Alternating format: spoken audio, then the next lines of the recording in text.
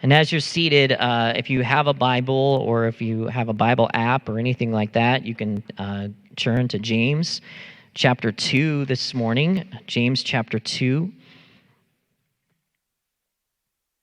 And today is our last Sunday. We still have one week left of our 21 days. If you're new, again, as we've mentioned before, we're in the middle of a 3-week prayer and fasting time as a church, as we lead up to our 5th anniversary. It's hard to believe that we're 5 years old. It's crazy to think my brother-in-law is here and his wife, Jason and Angie. Our memories came up on Facebook that they were a part of our parade before the church even started. It was the Nygaards and them and Steve and Jen and us, and I think that was the only ones that were part of our parade that first year. So it's crazy to think now that it's been 5 years. And so again, I just want to iterate. We do have these invitation cards. I want to encourage you to hand those out to people. Last week we talked about it's so important in the scriptures. We look at this model from the disciples called "Come and See." That the first followers of Jesus, I think sometimes we make inviting people harder than it really is. That basically the disciples went out to their family and friends, and they just simply said, "Hey, come and see for yourselves. Come and meet Jesus for yourself. Let me introduce you to Jesus." And all of us can do that, right? All of us can do that. All of us can point people to Jesus. All of us can bring people. All of us can share our story of what Jesus has done in our life. And so we talked about that last week. But today, I want to kind of talk a little bit something different today, because after I finished that message, I felt like there was something more, because there is something more than to just trying to bring people to church.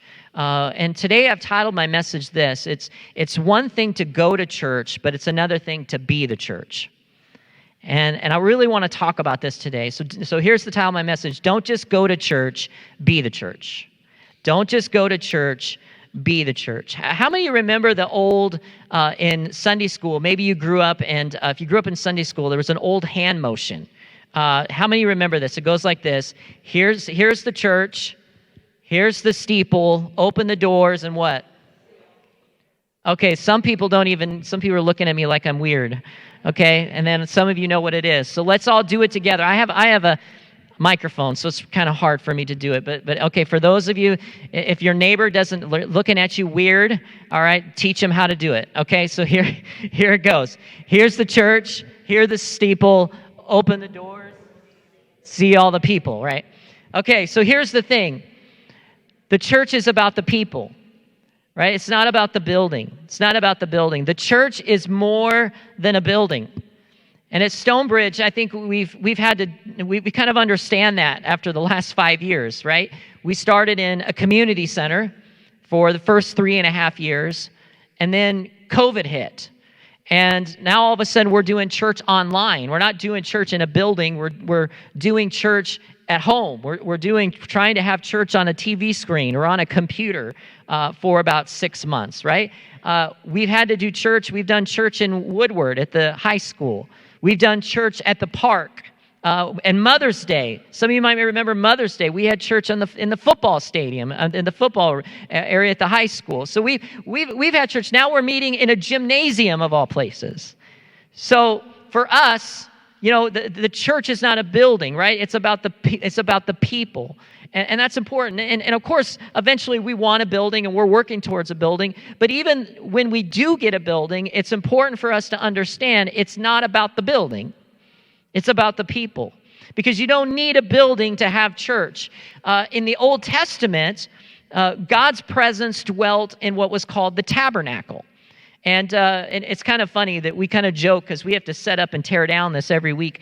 And as you study the tabernacle had a lot of, basically it had 3 areas of it, and it was all set up they had 4 pillars, and then it was kind of blocked in a square by fine linen.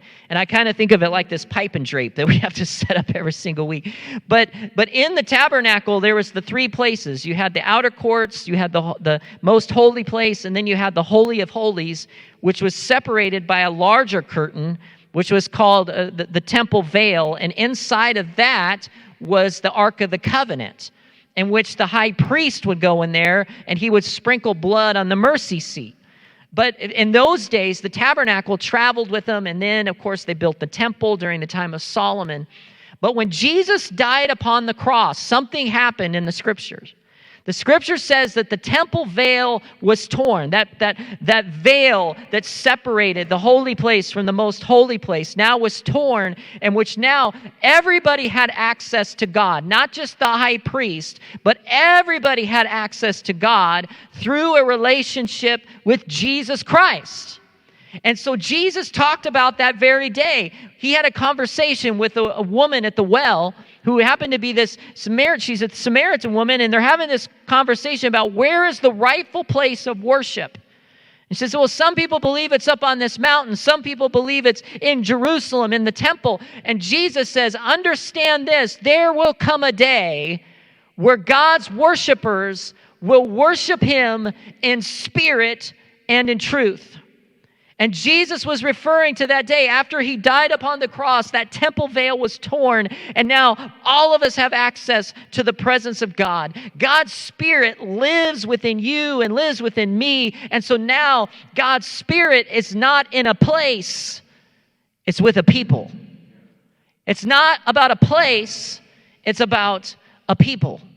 And so now God's Spirit dwells within us, and so this is why it's so important that we understand the church is not a building, right?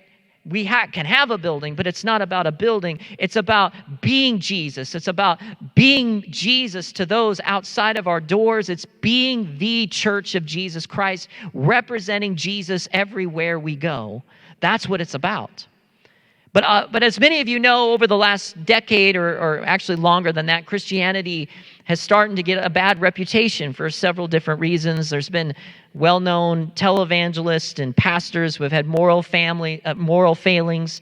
People have been hurt within the church. The church has been criticized for being judgmental.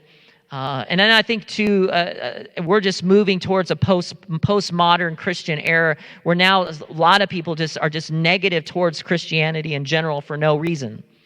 We see a lot of that in our culture today.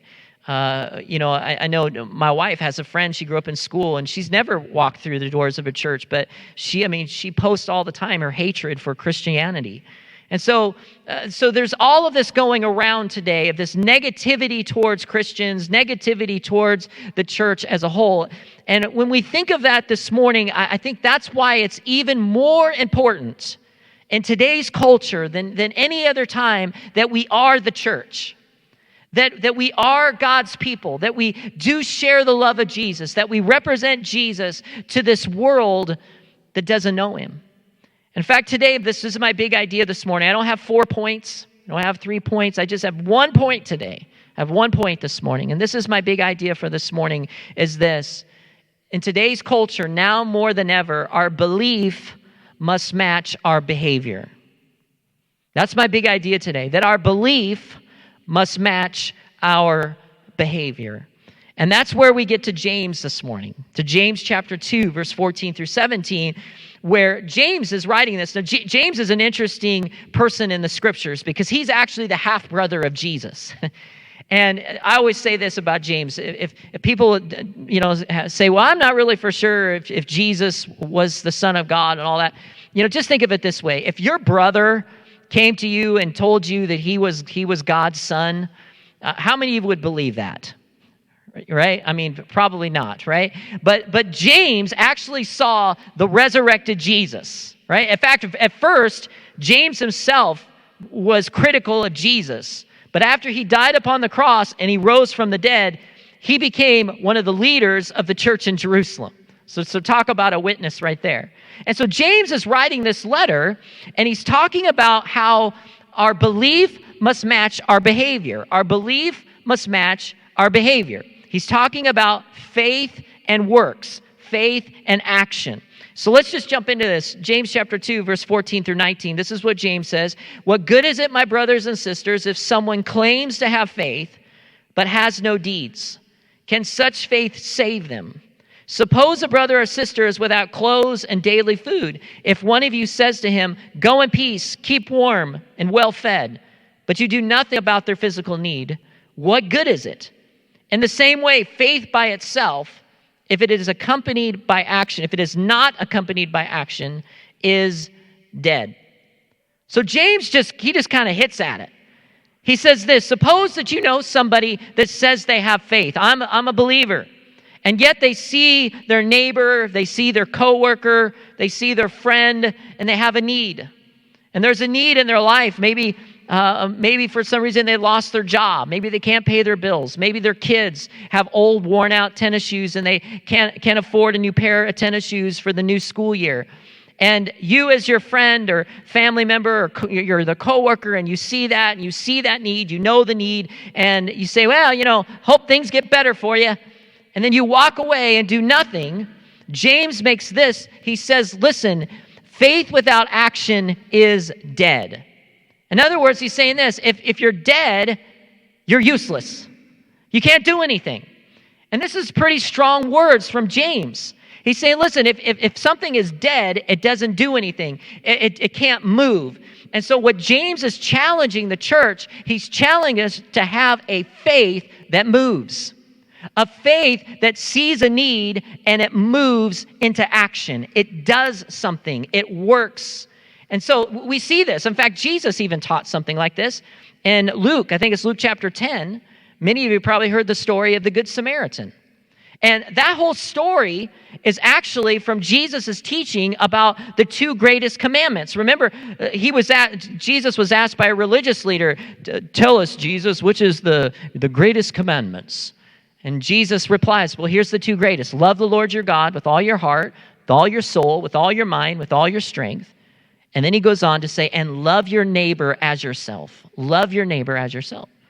And then this religious leader presses a little further and they say, well, who is my neighbor? Tell me, Jesus, who is my neighbor?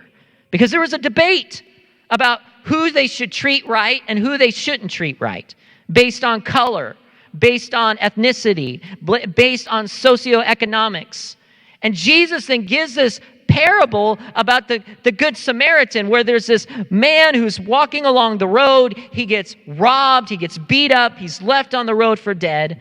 And the first person that comes to walk by happens to be a priest.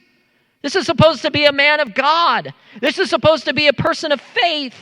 And this priest sees the man who's lying there half dead, and he intentionally walks on the other side of the road to avoid him. A lot of scholars believe probably the reason is because in the Old Testament, if you would touch somebody with blood, or if the guy happened to be dead, which he wasn't, then that would have meant he was unclean, which would have disqualified him from going to the temple. And so he put his religion ahead of the person, and he avoided him. And then Jesus goes on and says the same about a Levite, which is also a privileged individual. They also had privileges in the temple. And so the same thing happens with him. He sees the man that has been beaten and robbed. He avoids the man altogether, walks on the other side.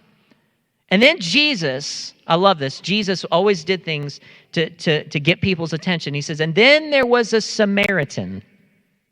Now, the Samaritans were hated by the Jews.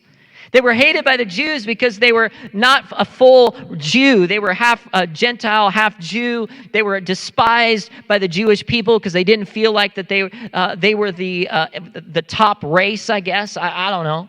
And so now Jesus says there's a Samaritan that comes by, and what does the Samaritan do? He sees the man, and he picks up the man, he puts him on his animal, he bandages his wounds, he takes him to a motel, and he pays for his room in the motel and says, keep this man here as long as he needs until he gets well.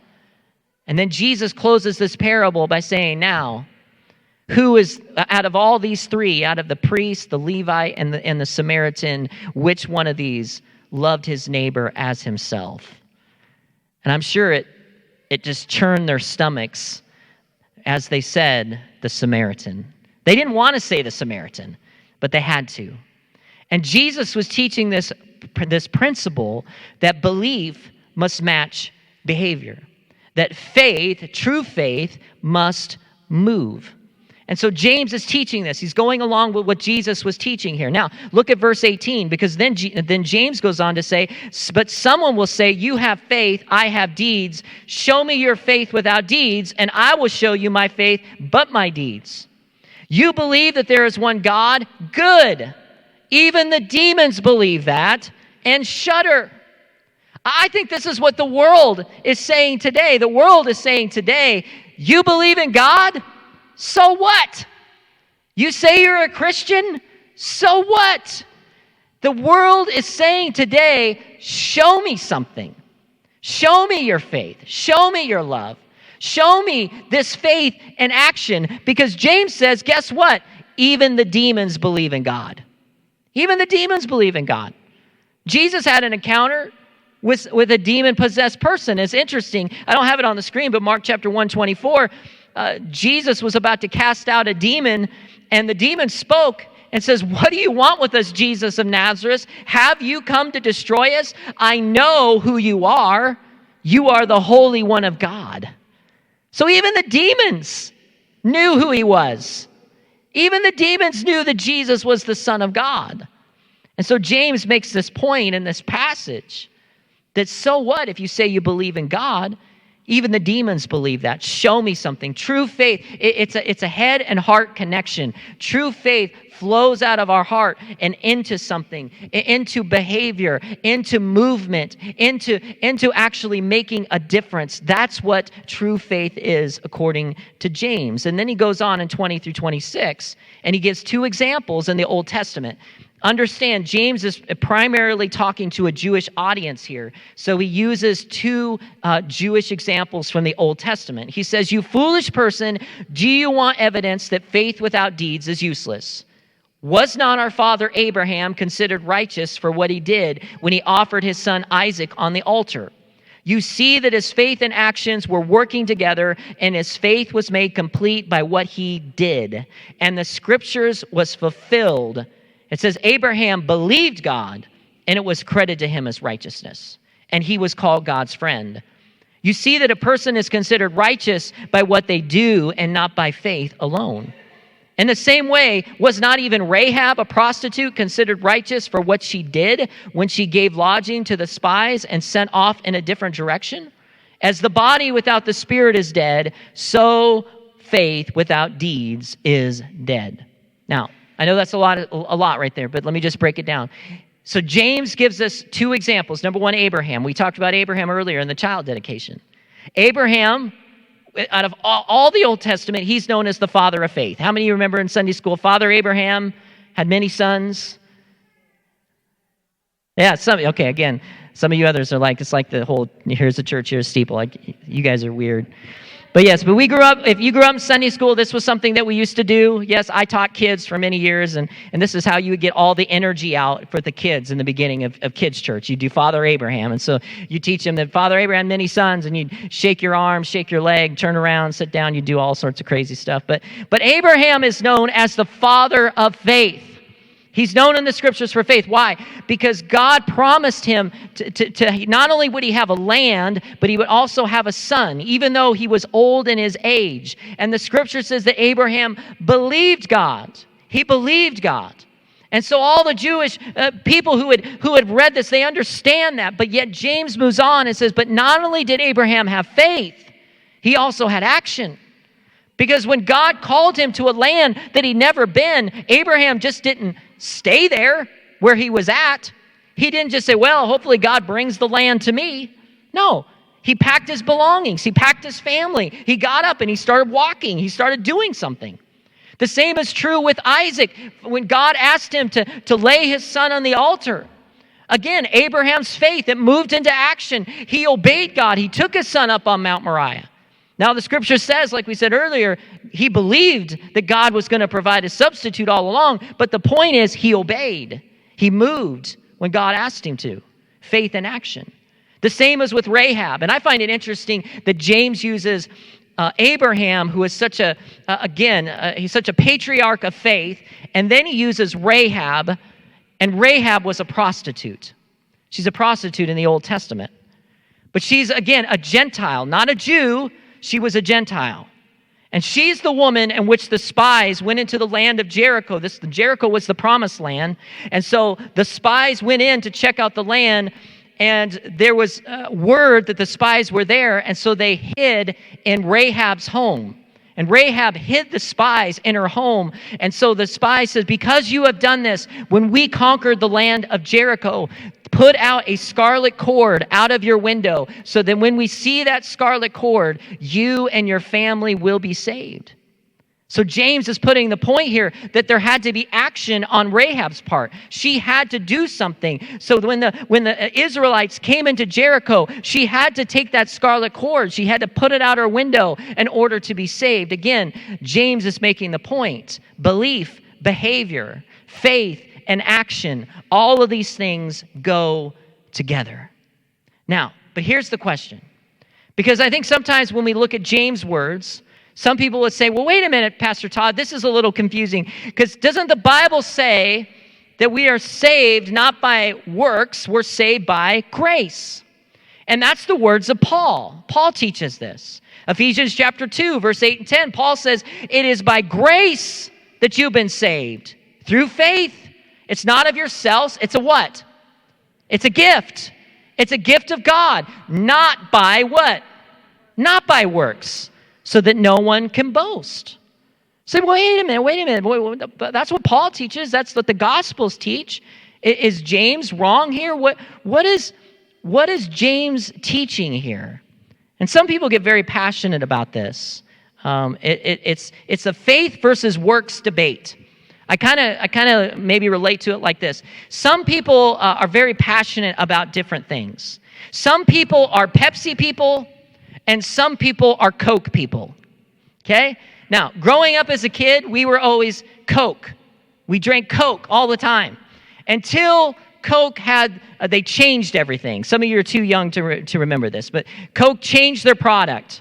And then for that short amount of time, my parents switched to Pepsi because they hated the new Coke. And then Coke went back to Coke Classic, right? And so my parents went back to Coke Classic, but I liked Pepsi. So to this day, I'm a Pepsi drinker, right? But some people are passionate. Coke, Pepsi. Or how about this one? Ford or what? Chevy. Man, truck people, they're passionate. I don't get it. But some of them are very, very passionate about, no, Ford makes the better truck. No, Chevy makes the better truck. Nobody ever says Toyota. I don't know. But anyways, it's always Ford and it's always Chevy. Very, very passionate. Here's one. Next week. Isn't it next week, the big game? Yeah. People are going to be passionate. It's Iowa or what? Iowa State, right? Let's just take a poll here this morning. This is not biblical. This has nothing to do with my sermon. How many of your Iowa people raise your hand? Oh, this is like the church is divided. How many is Iowa State? How many of you don't care? Okay. It is funny. Like this whole side is like Iowa. And it's almost like do you guys like talk before church? You're like, oh, that's an Iowa State person. I'm not sitting with them. I'm going over here on this side. But passionate, right? Iowa State, right? And so some people get caught up in this. Well, Paul says grace. James says works.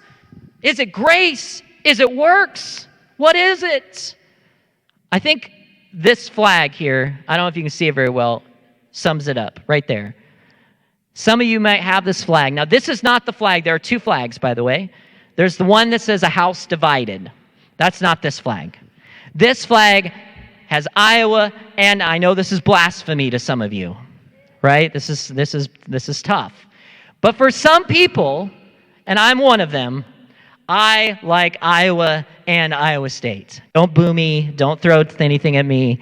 All right, I like them both. I do favor Iowa a little bit better. But anyways, I'll stop right there. But I'm always cheering for, if the big game, I'll probably cheer for Iowa, but then I'm always cheering for Iowa State any other time, right? Iowa and Iowa State. It's both. The answer is yes and yes. Yes and yes. Now, there are two extremes on both of these when we talk about grace and works. There's hyper grace, And some churches teach hyper grace, which just teaches that, well, I just live however I want because God forgives me anyways. I can treat people bad. I can be rude. I can sin as much as I want. It doesn't matter because God forgives me. And it's true. God does forgive. God is abundant in grace. But it's true. If you're truly born again, it's just like this. When you get married, you mess up, and as husbands, we have to ask for forgiveness quite a bit from our wives, right? But at the same time, we want to please each other. And so when you're truly born again, you sin, but at the same time, your heart is that you want to please God. It's like David. David messed up, but the Bible says his heart was after God. So there's the hyper grace, and there's also on the extreme of the work side, where if you ask people today, well, how do you get to heaven? Most people will answer, well, I get to heaven by being a good person. If I stay out of trouble, if I do my best. And it's a salvation by works. And the Bible doesn't teach that. And so let's look at Ephesians chapter 2, verse 8 through 10. Let's look at that whole verse in context where Paul was teaching. Because I think Paul teaches this really well when he says this. It is by grace you have been saved through faith. It's not of yourselves. It's a gift of God, right? Not by works, so that no one can boast. But look at verse 10. For we are God's handiwork, created in Christ Jesus to do what? To do good works, and which God has prepared in advance for us to do. Did you catch that? So are we saved by grace? Yes. Are we saved by works? No. No, it's not by what we do. I like to say it this way. We're not saved by what we do. We're saved by what Christ has done. Christ died on the cross. He died for my sin. He took my sin upon himself upon the cross, and he proved that he was the Son of God by rising from the dead. So salvation is a gift from God. It's a gift. It's grace. So I'm not made right by God by what I do, but then Paul goes on to say, but then when I'm saved to do what? To do good works. I'm saved so I can move my faith into action that God has prepared in advance for me to do. If you're taking notes, this is kind of my last point here. We are not saved by works, but we're saved for a work. Does that make sense?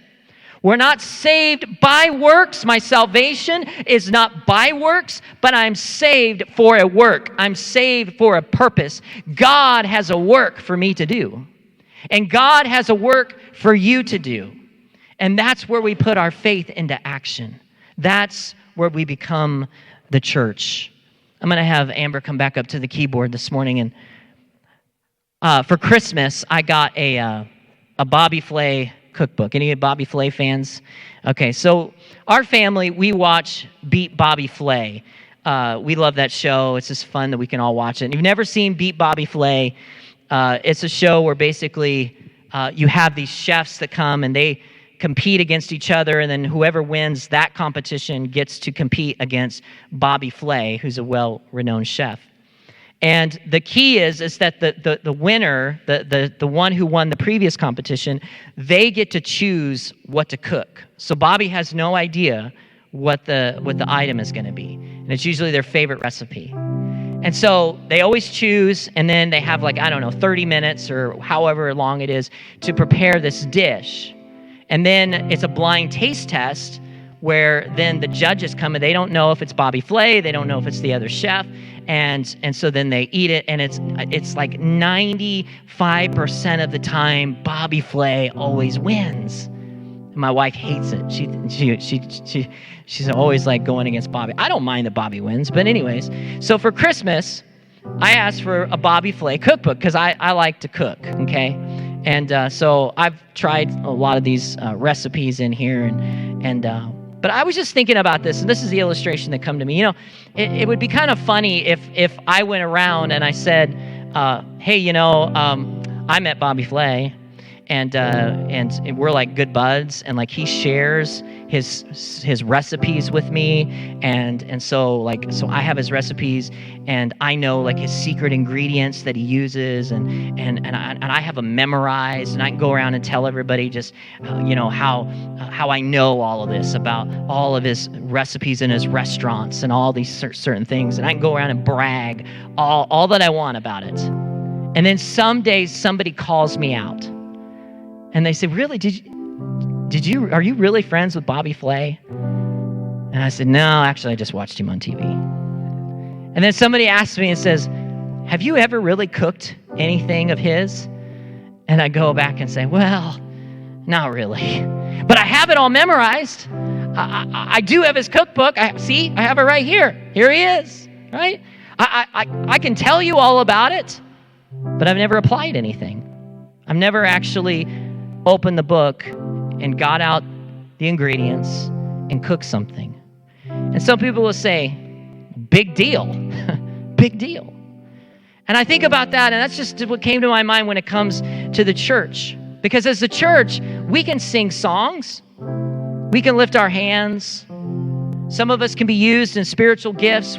Some of us can know the Bible stories. Some of us, we grew up in church since we were little. We can tell you all the stories of the Bible. But yet, if we're not applying what this says, and if we're not moving into action, if we're not loving people and being Jesus to people and going outside our walls, then as James says, then our faith is dead. You see, God has called us to be the church, not just come to church. He's called us to love people, not gossip about them. He's called us to meet the needs of people that are hurting instead of ignoring them. He's called us to actually pray for people when somebody says, "Hey, I've got a need. Would you pray for me?" We don't just post on Facebook and say, "Oh, I'll pray for you," but then we never do. No, we actually pray. We actually say, "Yeah, I believe in generosity," but yet we don't even give ourselves. Or even just simply this, or just simply instead of playing the victim and rehashing our past and our hurts constantly, we actually make a decision to forgive people that have hurt us.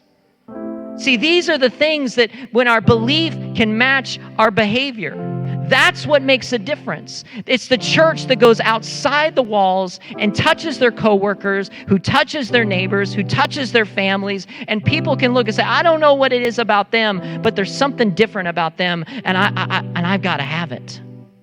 That's the type of church that makes a difference. So I pray as we lead up to next Sunday and our 5th birthday, and my prayer is that again, the church is not a building. Here's the church, here's the steeple, open the doors and see the people. And I pray that my heart is that our community, our county would see the people, and a people that is living out the message of Jesus Christ, that our belief matches our behavior. Let me pray for you today.